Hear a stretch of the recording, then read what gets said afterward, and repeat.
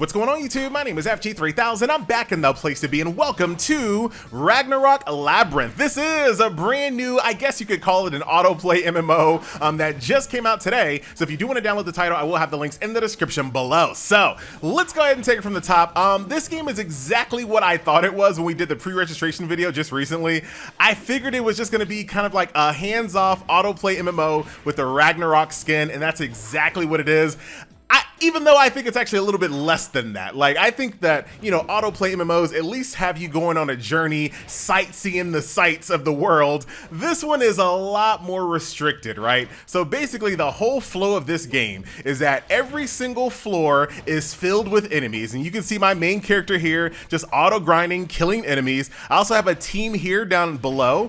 These people are just various people that are on the server. I guess you can invite your friends and your guild mates, but I just been inviting random people. As long as they have some levels on them, I just invite them in my team. So myself and this team is just basically grinding this floor, and I'm gonna sit here for, you know, maybe 30 minutes, maybe an hour, depending on how AFK you are, just grinding these mobs, getting materials, getting upgrade, and getting equipment. Once I've reached a point where I'm satisfied, I'm like, you know what, I've already grinded this floor enough. You can move on to the next floor, and in order to do that, you have to kill the boss first. So you can see there's a boss right over here. We'll go ahead and try to beat up the boss. You'll see all of my little teammates come right on over.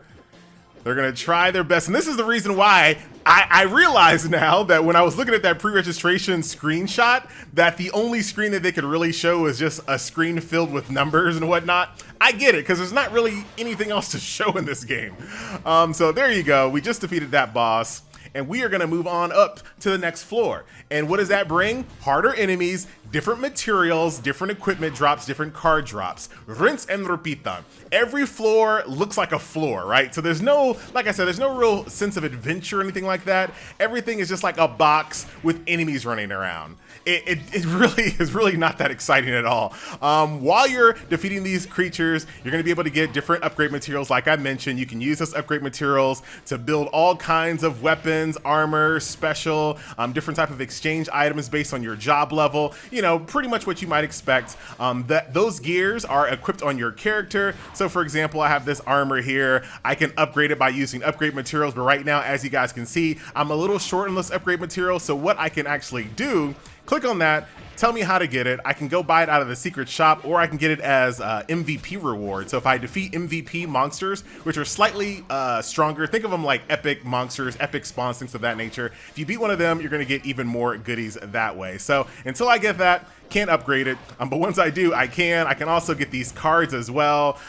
Decent quality of life here. There are some things that this game is just like this is good. This is a good quality of life feature. But then there's certain things that are just like, did you guys forget what quality of life meant? Let me give you an example. So while you're playing the game, you're gonna get these coins, and you can use these coins to spin the wheel, but it's 10 a pop. As you guys can see, I have 456, 10 a pop. And you got to do them one by one. There's no spin 10, spin 100. Come on, game. What are you doing? Like, you shouldn't make rewards a chore, but it feels like a chore. You have to sit here and click this thing over and over and over. I'll pass. So that is that. In addition to just kind of grinding, you can upgrade skills. Right now, I'm on my third job change. So you start off as a novice. I went to a swordsman, and now I'm a crusader. So I can take these, you know, I can take any combination of these abilities and equip them to my bar here. These are triggered auto play style though, so nothing to really worry about. Just find something that's going to keep you alive and keep you grinding, throw it on your skill bar and upgrade it and keep it going. Just like all of these MMO style games, as you discover different weapons, armor, and cards throughout the world, you can use those to upgrade passive stats on your account. So the more you unlock, the more passive stats you get. There are some dungeons, but they're not anything special. Like there's a world boss dungeon, a gold dungeon, an EXP dungeon, and then later on looks like there's going to be an airship assault, a laboratory, and then later on you're going to get yourself an endless tower. But as you can see, all of these are just going to be one entry per day. Moving on beyond that, you have Brawl, which are going to be like some mini games here. Operation Water Bomb, Guild, which I didn't even bother to join. You have some PvP, which is very straightforward. And then in a future update, they're going to add challenge, ranking, community settings. And that is the game, my friends. That is Ragnarok Labyrinth. This is a very straightforward experience. I've seen some people kind of enjoy it, and I think those are the type of people that really, you know, if you're the type of person that enjoyed like Ooh La La Idle Adventure, for example, you might enjoy this game as well. It has some similarities. I would say Ooh La La Idle Adventure is better, but I could see some similarities in this game as well, especially if you have that nostalgic feel for Ragnarok.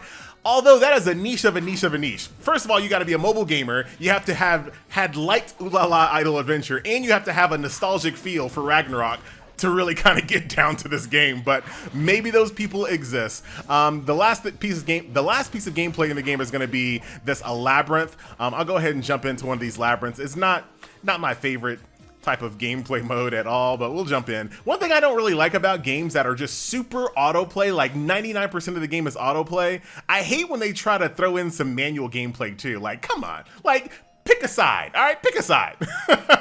Like, all right, if you're 50% autoplay, you can have some manual gameplay. But if you're like 99% autoplay and you try to throw in a few manual segments, like, come on. Get out of here. So basically what I'm trying to do here is I'm trying to collect 9 blue coins. So I'm running around Pac-Man style, trying to avoid these monsters. I can still fight them if I want to, but hopefully I don't have to show you what happens when that does occur. So I'm just looking for these blue coins, avoiding these savage babes. I think I can do this one. Look at that. Ooh, look at you go. There's a couple more over here. And then there you go. Got all the coins. Normally this is like a tutorial kind of a segment here, but normally once you collect all those coins, you then, here you go, are allowed to fight the boss. And that's Labyrinth, right? So you got to do that several times a day, running around a little Pac-Man grid trying to get blue coins so you can spawn a boss. Not really my favorite type of gameplay at all. But here is the boss encounter.